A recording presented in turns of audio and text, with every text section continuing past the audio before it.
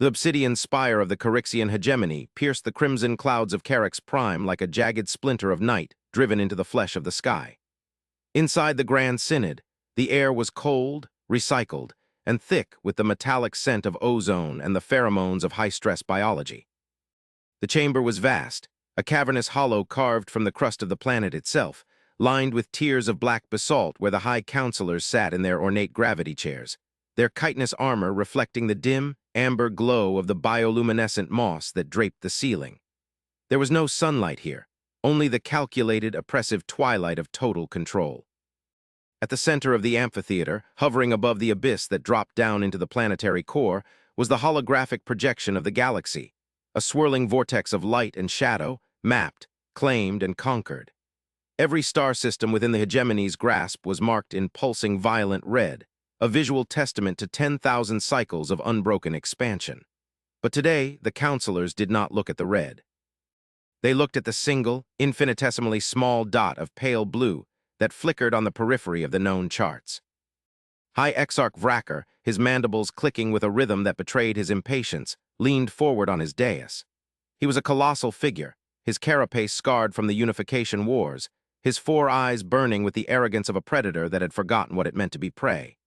He surveyed the assembly, noting the subtle shifts in posture among the lesser lords, the twitching antennae of the trade ministers, the rigid stillness of the fleet admirals. Silence reigned in the synod, but it was not the silence of peace. It was the silence of a held breath before a scream. Vracker broke it, his voice booming through the acoustic amplifiers, a deep, resonant thrum that vibrated in the chests of everyone present. "Report," Vracker demanded, his voice echoing off the basalt walls. "The 7th Conquest Fleet was dispatched to the Sol sector 3 standard rotations ago. The trajectory was calculated, the resistance variables were accounted for, the species inhabiting the 3rd planet, these Terrans, were designated as a Class II civilization, barely spacefaring, divided, emotional, soft." He paused, letting the disdain drip from his words like acid. "And yet the data stream from the 7th Fleet has ceased. Not a retreat signal, not a distress beacon. Simply, cessation." Admiral Krell explained this anomaly. "Why does the silence of the void speak louder than the guns of the hegemony?" Admiral Krell, a sleek, gray-skinned tactician whose career had been built on the ashes of burned worlds, floated his podium forward. He did not look at Vracker. He stared at the holographic map, at the blue dot that seemed to mock them. His claws tapped rapidly on his console, pulling up streams of raw telemetry, jagged lines of static and corrupted code. When he finally spoke, his voice was thin, laced with a tremor that had never been heard in the High Synod before. "High Exarch," Krell began, "we do not know." A murmur of disbelief rippled through the tiers. The Carixian hegemony did not know. They were the masters of the universal calculus. War was math, and they were the mathematicians. To lack data was heresy. "Elaborate," Vracker hissed, his lower arms gripping the edges of his dais until the stone cracked. "The initial engagement proceeded according to the algorithm," Krell said, projecting a recording into the center of the room. The hologram shifted, showing a grainy, long-range sensor feed. A massive Carixian dreadnought, bristling with plasma lances and kinetic bombardment cannons, loomed over a small, solitary human outpost orbiting a gas giant. The human station looked fragile, a collection of spinning rings and solar panels, utterly defenseless against the might of a conquest fleet. "We issued the standard demand for submission. We broadcast the terms of indenture. There was no response. The fleet commenced the primary bombardment to cripple their reactor core." The hologram played. Beams of coherent light lashed out from the dreadnought, striking the human station. But then the image distorted. The beams didn't impact metal. They didn't explode. They curved. They twisted around the station as if the space itself had folded, dissipating harmlessly into the vacuum. Then the video cut to static. "That is the last packet we received," Krell whispered. Before the transmission ended, the sensors on the dreadnought registered an energy spike. It wasn't thermal. It wasn't nuclear. It was gravitational, a localized inversion of mass. The readings suggest that for a microsecond, the mass of the human station exceeded that of a singularity and then vanished, along with our fleet. "Impossible," spat Counselor Hylos, the Minister of Science. He stood up, his robes fluttering in the artificial drafts. "You are suggesting they weaponized a black hole, a Class II civilization. They are barely out of the fossil fuel age. Their transmissions are chaotic radio waves. Their biology is unoptimized. They fight wars over resources that we synthesize from dust. This is a sensor malfunction, Krell, a catastrophic error in the fleet's navigational drive that tore them apart. I would agree, Minister, Krell said, his eyes finally meeting Vracker's, if not for the message that arrived 1 hour ago. The room went deathly still. Vracker's eyes narrowed. A message from the fleet. No, High Exarch, Krell said, from Earth. The Admiral pressed a key. The holographic map vanished. In its place, a simple two-dimensional audio waveform appeared. It was flat, calm, almost hypnotic. The sound that filled the Grand Synod was not a scream of rage, nor a plea for mercy. It was a voice, synthesized to speak perfect High Carixian, but with an undertone of organic warmth that felt alien and terrifyingly composed. This is the United Terran Coalition, the voice said. The volume was low, forcing the Carixians to lean in. We received your kinetic communication. We have interpreted it as a request for dialogue regarding the boundaries of acceptable interaction. Your fleet has been sequestered for quarantine due to aggressive biological and technological contamination protocols. Please send a representative with full diplomatic authority to the coordinates embedded in this signal. If you send another fleet, we will interpret it as a desire to cease existing. We await your arrival. Peace be upon you. The recording ended. The waveform vanished. For a long moment, no one breathed. The audacity was suffocating.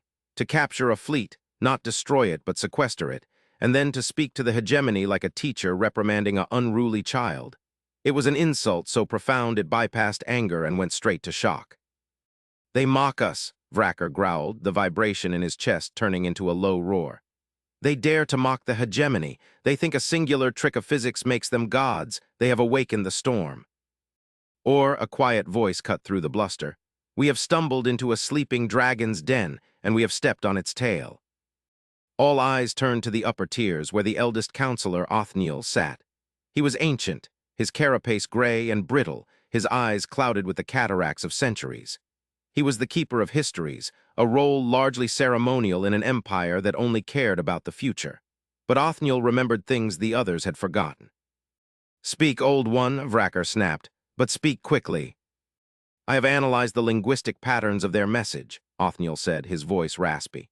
There is no fear in it, nor is there arrogance. It is the tone of a parent taking a knife from a toddler. You see a primitive species because they do not coat their planets in steel. You see weakness because they do not broadcast their weapons. But look at the data, High Exarch. Look at the history of this Earth. They have fought wars against themselves that would turn our stomachs.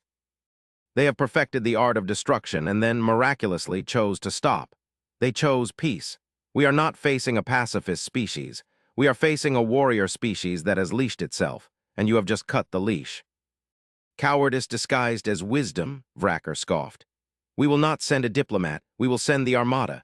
We will burn their sky until they beg for the privilege of serving us. High Exarch, Krell interrupted, urgent now. The coordinates they sent, they are not in the Sol system. Where are they? They are here, Krell said, his voice dropping to a whisper. They are in high orbit over Carix Prime. The alarms screamed. The crimson lighting of the chamber shifted to pulsing amber emergency strobes. The floor beneath them shuddered, not from an impact, but from a displacement of air so massive it registered on the planetary seismographs. Vracker roared orders, demanding a visual. The holographic display flickered back to life, showing the sky above the capital. The clouds were parting. A shape was descending. It was not a jagged warship of guns and armor. It was a perfect sphere, alabaster white, smooth as a pearl, immense enough to cast a shadow over the entire city. It had no engines, no exhaust, no visible weapons. It simply hung there, defying gravity, defying expectation. Open fire, Vracker screamed. Planetary defense batteries, vaporize it. We cannot, the defense minister shouted back, his claws scrabbling uselessly at his console. Targeting systems are offline. The weapons are powered, but the firing protocols have been locked.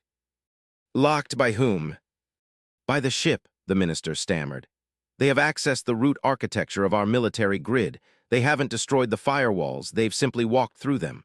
High Exarch, they are rewriting our operating system in real time. They are locking the guns down.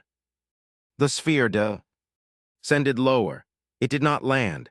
It stopped, hovering exactly level with the Grand Synod's open observation deck.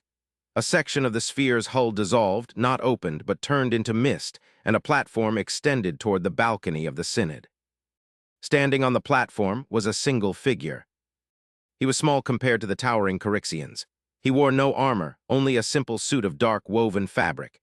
He had no guards.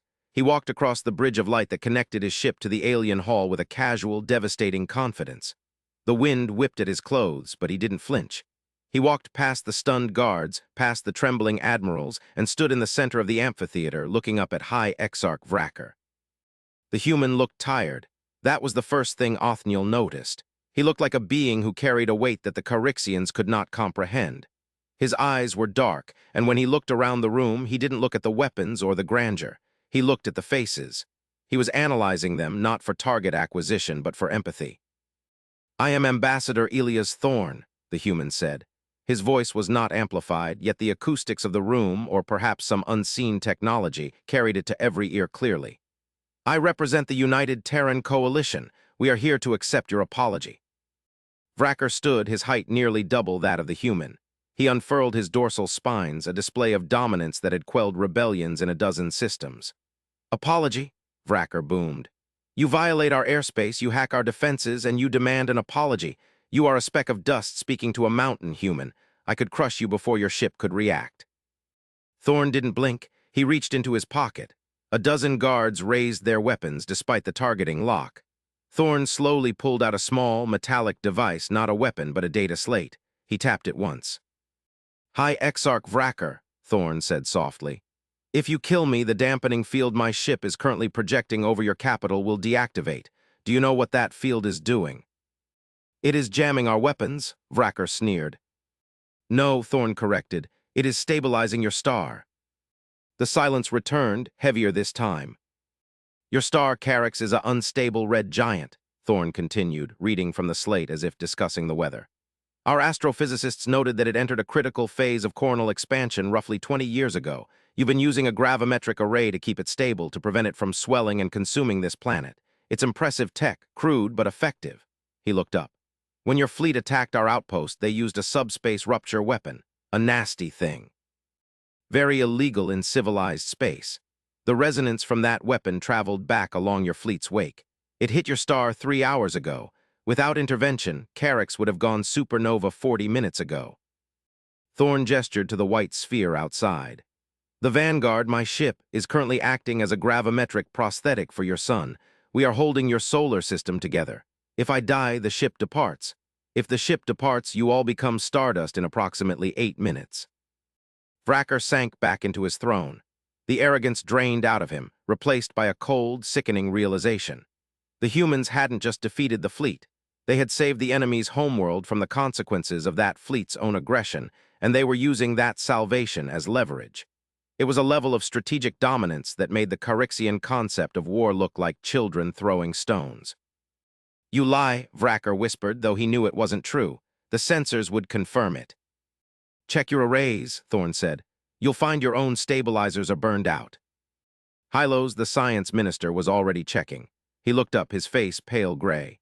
"He speaks the truth, High Exarch. The solar output is fluctuating wildly, but being suppressed by an external field emanating from the human vessel. They are holding the sun in a stasis lock." Thorn placed the data slate on the floating table in front of him. "Now that we have established the stakes, let us discuss the reality of your situation. You attacked us. We did not retaliate. We contained. We are not here to conquer you. We have no interest in your territory. Your resources are redundant to us. Your technology is quaint. We are here because you broke the quiet." "The quiet?" Othniel asked, leaning forward. "What is the quiet?" Thorn turned to the old historian, offering a slight, sad bow. "Diplomacy requires context. May I?" Othniel nodded. Thorn tapped the slate again. The central hologram of the hegemony's map changed. It zoomed out, and out, and out. It showed the galaxy, then the local cluster, then the supercluster. It kept pulling back until the galaxies were just dust motes in a vast, dark web. But in the darkness between the galaxies there were shadows. Massive, shifty. NG shapes that blocked the light of the distant universe. "We call them the Void Walkers," Thorn said. "Eons ago, before your species crawled from the ocean, and before mine discovered fire, this galaxy was a hunting ground. Entities from the intergalactic void fed on high-energy civilizations. They are drawn to the specific subspace frequencies created by aggressive, unshielded warp travel and unchecked weapon discharges." Thorn walked slowly around the circle. Humanity discovered this truth the hard way. We built an empire once, thousands of years ago. We don't talk about it. We expanded, we conquered, we shouted into the dark, and something heard us. It nearly wiped us out. It took 90% of our population and burned our colonies to ash. We survived by going silent. We rebuilt our technology not for expansion, but for stealth, for containment. We learned to fold space without ripping it. We learned to draw energy from the zero-point field so we wouldn't flare like beacons. He stopped in front of Vracker. The quiet is the truce we maintain with the dark. We keep the noise down. We police the borders of our sector to ensure no one rings the dinner bell. Your attack on our outpost, that subspace rupture weapon, it was a bell, a very loud one. Vracker stared at the human. The narrative was insane, yet the power they displayed, the ability to hold a star, the ability to negate a fleet, it fit. Only a species that had survived an apocalypse would build weapons of such absolute control. "So you are here to silence us?" Vracker asked, his voice trembling with suppressed rage. "If we wanted to silence you, you would already be dead," Thorn said calmly. "We are here to teach you how to whisper." "We do not whisper," Vracker roared, slamming his fist down, cracking the stone of his dais. The instinct to dominate flared up, overriding the logic of survival. "We are the Carixian hegemony. We are the apex. You come here with your parlor tricks and your fairy tales of monsters in the dark to scare us into submission. I do not believe you. I believe you are a dying species trying to bluff a god." Vracker pressed a hidden rune on his armrest. It was a manual override, a hardwired command to the Praetorian guards stationed inside the chamber. "Kill him, tear him apart." The Praetorians, massive warriors in biopower armor, charged. They moved with blinding speed, their energy pikes humming with lethal charge. Thorn did not move, he did not flinch. He simply sighed, a sound of profound disappointment. "Protocol Omega," Thorn said to the air. The air in the chamber suddenly became heavy, viscous. The charging guards froze in mid-stride. They didn't stop because they wanted to, they stopped because the kinetic energy of their movement was instantly drained to zero. They hung suspended, statues of violence trapped in a bubble of frozen time. The energy pikes in their hands flickered and died. The lights in the hall dimmed. The gravity shifted, becoming light, then heavy, then normalizing. Vracker tried to stand, but found he couldn't. He wasn't paralyzed by fear, he was held by the air itself. "I told you," Thorn said, his voice now cold, devoid of the earlier warmth. "We control the environment, we control the energy, we control the physics of this room, this city, this solar system. You are trying to fight a war with arrows against a civilization that can edit the wind." Thorn walked up the steps to the high dais, moving through the frozen guards as if they were furniture. He stood nose to mandible with the seated, immobilized High Exarch. "You attacked the wrong species, Vracker. Not because we are wrathful, but because we are busy. We are holding the line against things that would drink your soul like water, and you are distracting us." Thorn turned to the assembly. The counselors were terrified, watching their leader rendered helpless without a touch. "The attack on our outpost weakened the local dimensional barrier," Thorn announced to the room. "The creature that was sleeping beneath the crust of that moon has woken up. That is why your fleet vanished. They didn't die from our weapons. They were consumed." A gasp went through the room. "The Vanguard is not just here to save your son," Thorn continued. "It is here to establish a link. We need your fleet, not to fight us, but to help us. We need biomass. We need ships to act as decoys. We need the Carixian hegemony to stop playing conqueror and start playing guardian." "You ask for help," Othniel whispered from his tier. "We demand cooperation," Thorn corrected. "We can save your son, we can teach you the non-destructive warp drive. We can show you how to shield your civilizations from the Void Walkers, but the price is the hegemony. The conquering stops today. You join the coalition not as subjects, but as partners in the Watch, or we leave, we release the sun, we let the Void Walker follow your warp trail back here, and we watch you burn." Thorn leaned in CL. "Oath to Vracker, make the choice, pride or survival." Vracker looked into the human's eyes. He saw the abyss there. He saw the reflection of 1,000 years of war that the humans had fought and won, and the weariness of a people who just wanted the universe to be quiet. He realized then that the human was not bluffing. The Carixians were children playing with matches, and the adults had finally come home.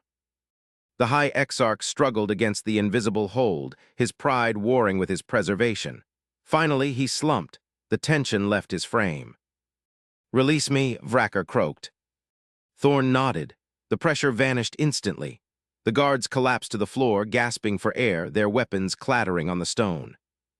Vracker rubbed his wrists. He looked at the map at the red empire he had built. It looked small now, fragile. What must we do?" Vracker asked. "First," Thorn said, "tell your ships to stand down. Second, authorize the data transfer. We are going to upgrade your shields. And third—" Thorn looked up at the ceiling, as if looking through the rock to the stars beyond. "Prepare your people. The thing that ate your fleet is sniffing the trail. It's coming, and we are going to kill it together." The atmosphere in the room shifted. The fear remained, but it changed flavor. It was no longer the fear of the conqueror facing the conquered. It was the primal fear of the huddle, the fear of the tribe facing the dark. And in that fear there was unity. Thorn walked back to the center of the room. He tapped his slate and the holographic map changed again. It showed the Sol sector and the Carixian sector. A blue line connected them, a line of defense. "You thought you were alone in the universe," Thorn said to the silent hall. "You thought you were the only predators. You were wrong. The universe is a dark forest full of monsters, but you are not alone anymore. The Earth is here, and we have brought the fire." As the Carixian engineers began to frantically interface with the human ship, and the admirals began to shout orders not for conquest but for defense, Othniel the historian watched the human ambassador. He saw Thorn rub his temples, a gesture of exhaustion. Othniel floated down from his tier and approached the human. "Ambassador," Othniel said softly. Thorn looked up. "Counselor. You speak of the Void Walkers, you speak of the Great Silence, but you did not destroy us. You could have. You have the power to snuff us out and hide the evidence. Why save us? Why risk your secrecy for an enemy that tried to kill you?" Thorn smiled, a genuine, tired smile. "Because, Counselor, in the dark forest it gets lonely, and when the monsters come, it's better to have a shield brother than a corpse. Even a shield brother who tried to stab you." "We're humans," Thorn shrugged. "We're used to forgiving people who try to kill us. It's how we made friends with ourselves." A warning siren blared from the human ship, relaying to the Carixian consoles. A rift was opening at the edge of the system. A tear in reality, bleeding shadows and impossible colors. The Void Walker had arrived. Vracker stood on his dais, his voice booming, but this time with a new purpose. "All ships, rally to the human dreadnought, follow their firing solutions, defend the home world." Thorn tapped his comms. "Vanguard, drop the cloak. Engage combat protocols. Let's show them what Earth's wrath looks like." The white sphere in the sky shifted. The smooth skin retracted, revealing rows upon rows of singularity cannons and antimatter lances. It wasn't just a diplomatic vessel. It was a fortress. As the Carixian fleet rose to meet the darkness alongside the human ship, Othniel wrote the final entry in the history of the hegemony. He wrote that the age of conquest had ended, and the age of the alliance had begun. He wrote that the Carixians had attacked the wrong species, and in doing so they had saved themselves. They had awoken the wrath of Earth and found that it was not a sword of vengeance, but a shield of iron. The sky above Carix Prime lit up with the fire of 1,000 suns as the battle for existence began. The humans were calm. The Carixians were terrified, but for the first time in history they were on the same side, and the darkness recoiled.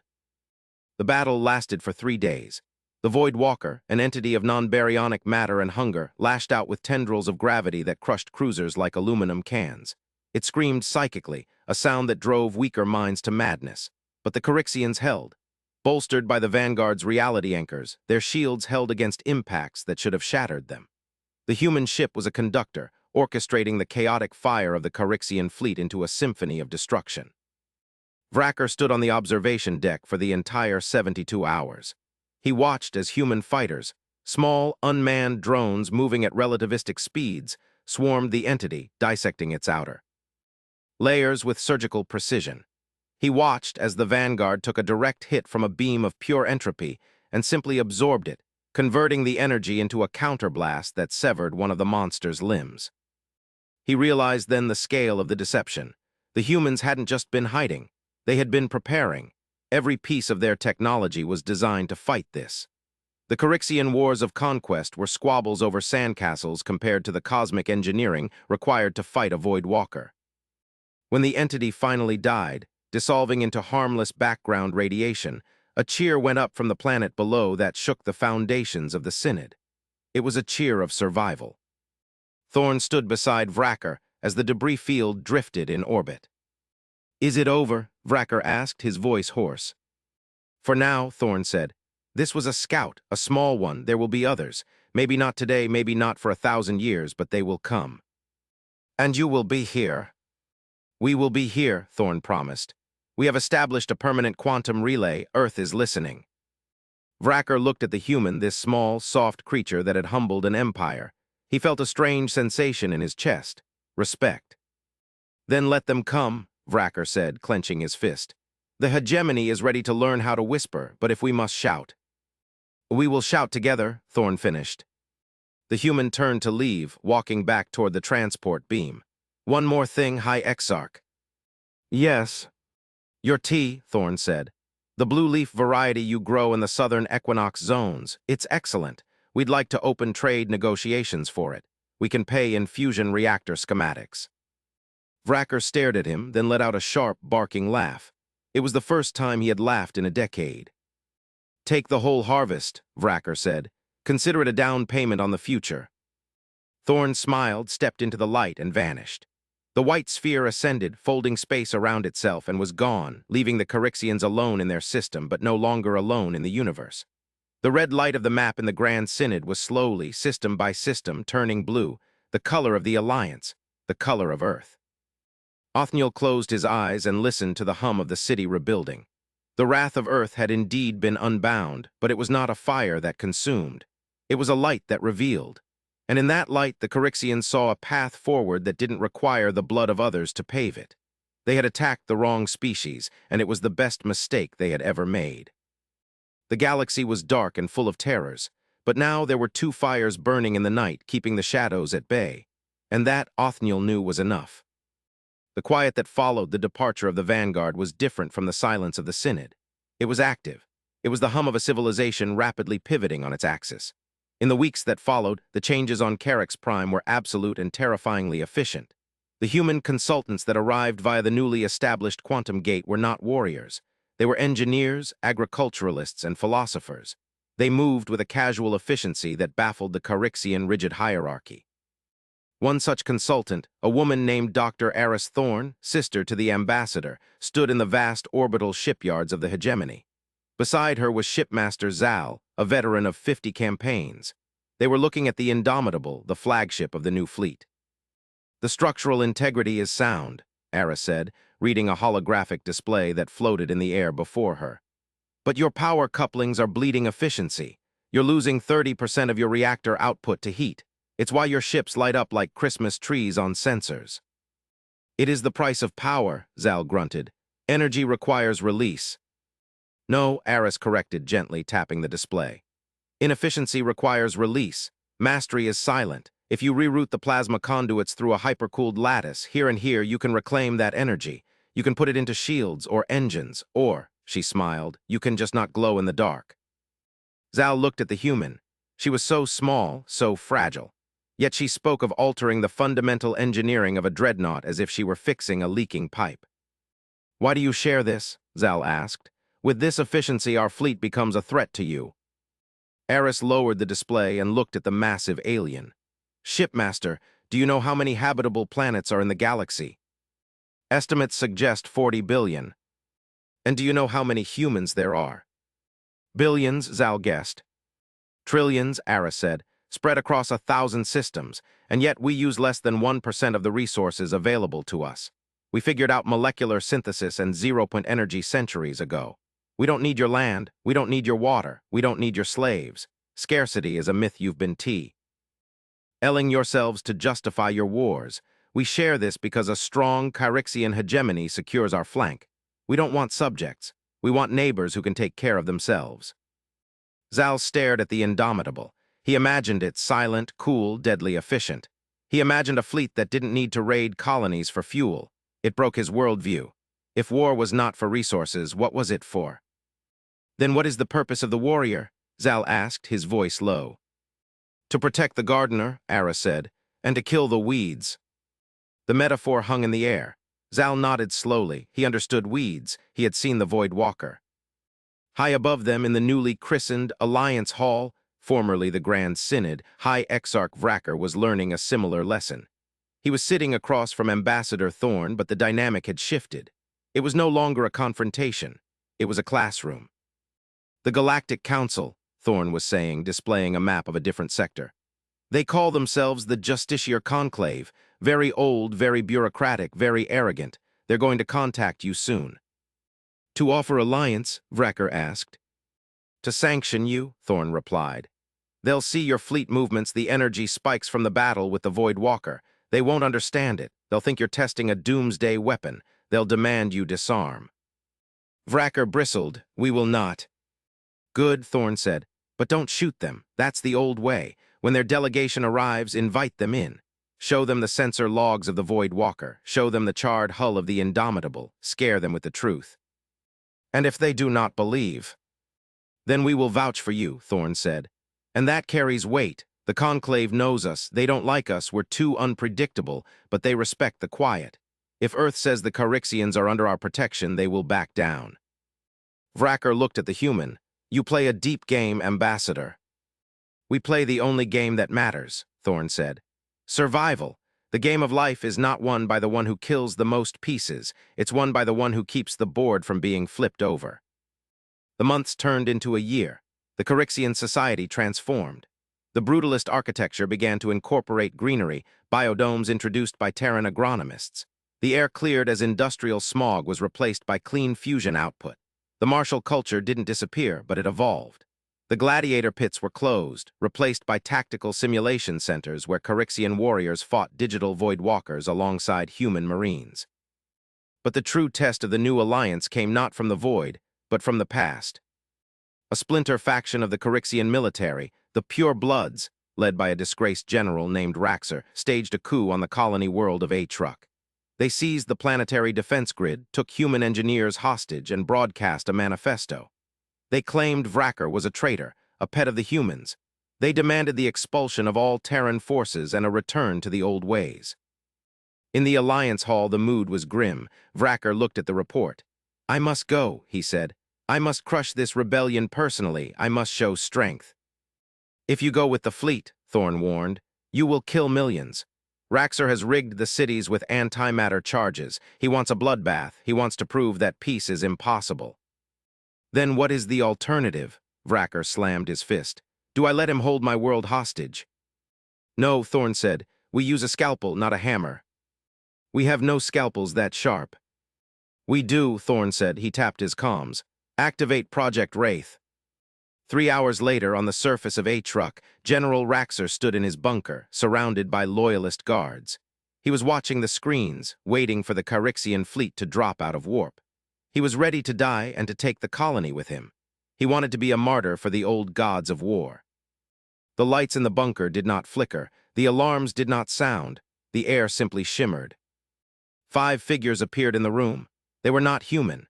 They were Carixian, but they wore armor that seemed to be made of flowing shadow, Terran stealth tech adapted for Carixian physiology. They moved with a fluidity that was impossible for a standard soldier. Before Raxer could shout a command, his guards were on the floor unconscious. Not dead, neutralized by targeted nerve strikes. The leader of the strike team stepped forward. He removed his helmet. It was Admiral Nix, the one who had first witnessed the human anomaly. General Raxer, Nix said, his voice calm. The High Exarch relieves you of command. Traitor, Raxer screamed, reaching for his sidearm. Nix moved faster than thought. He disarmed the general and pinned him to the wall. Not a traitor, Nix whispered. Evolved, we do not waste blood anymore, not even yours. Raxer was sedated, bound, and transported to the flagship in orbit. The antimatter charges were disarmed by human. AI hacking algorithms before the rebels even knew the command center had fallen. The rebellion ended in 20 minutes, 0 casualties. When the news broke, it wasn't a message of fear. It was a message of awe. The wrath of the Alliance was not that they could kill you. It was that they could stop you without killing you. It was a power far more terrifying to the old guard because it denied them the glory of death. Vracker stood on the balcony of the Alliance Hall, watching the recording of the operation. He looked at Thorn. You taught them well, Vracker said. They taught themselves, Thorn replied. Nyx is a natural. He understands that true strength is restraint. I was wrong, Vracker admitted, his voice quiet. I thought the humans were weak because you did not fight. I see now that you do not fight because the fight is beneath you. You have already won. We haven't won anything yet, Vracker, Thorn said, looking up at the stars. We're just buying time. For what? Thorn hesitated. Then he decided to share the final secret, the one that even the Council didn't know. The Void Walkers aren't just animals, Thorn said. They are running from something too. Vracker froze, running. We found a signal, Thorn said. Embedded in the background radiation of the universe. It's a message, or a warning. It's coming from the center of the universe. The Void Walkers are the debris being pushed ahead of the wave. What is the wave? We don't know, Thorn said, but we call it the entropy tide. It's unmaking reality, slowly. The Void Walkers are trying to consume enough energy to survive the transition to the next universe. They are refugees. Vracker stared into the abyss of the night sky. The scale of it was crushing. Empires, wars, alliances, it all seemed so small. Then we are doomed, Vracker said. No, Thorn said firmly. We are humans, and you are Carixians. We are the stubbornest things in creation. If reality is breaking, we'll fix it. If the universe is ending, we'll build a new one. But we need everyone. We need the Carixians. We need the Justiciar Conclave. We need every species that can hold a wrench or fire a gun. Thorn placed a hand on the massive arm of the Carixian High Exarch. That is why we revealed ourselves. That is why we showed our wrath, to wake you up. The alarm clock has rung, Vracker. It's time to get to work. Vracker looked at the human hand on his arm. A year ago, he would have cut it off. Now he covered it with his own clawed hand. Then let us work, Vracker said. The hegemony is ready. The two leaders stood side by side, watching the twin suns of the Carrick system rise. One natural, one sustained by the white sphere of the vanguard. The light washed over the city, over the green domes and the black stone, over the humans and the aliens walking the streets together. The story of the Carixian attack on Earth had become a legend, a cautionary tale told to cadets. But the ending of the story had changed. It was no longer about how Earth destroyed an enemy. It was about how Earth made a friend. And in the face of the coming night, that friendship was the brightest star in the sky. Far away in the deep black, a shadow moved. It was vast, ancient, and hungry. It sensed the fires of the galaxy. It sensed the defiance. And for the first time in eons, the shadow felt a flicker of doubt. Because the prey was no longer scattering, the prey was forming a line. And the line held.